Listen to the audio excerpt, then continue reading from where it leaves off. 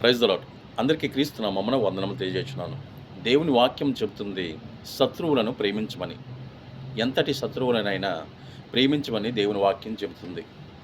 మనం ఏం చేస్తున్నాం? వాక్యం రూపంలో ఒకసారి చూద్దాం.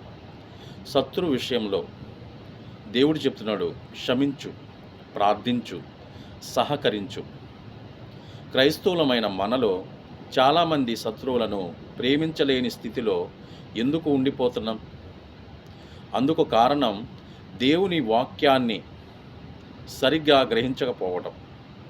దేవుని యొక్క వాక్యాన్ని సరిగ్గా గ్రహించకపోవడం, హృదయంలో అపకారాన్ని ఉంచుకుంటూ పైకి నవ్వుతూ మాట్లాడుతూ నేను శత్రువులను ప్రేమిస్తున్నాను అనే భ్రమలో ఉండిపోవడం.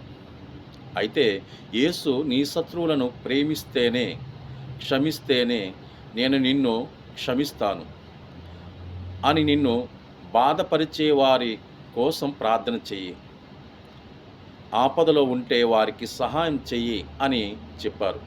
లూకా సువార్త 6వ అధ్యాయము 27వ వచనంలో, అలాగే 28, 36 వచనం వరకు వ్రాయబడింది.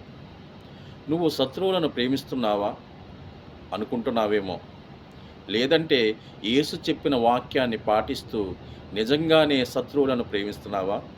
ఆలోచించు. ఆమేన్.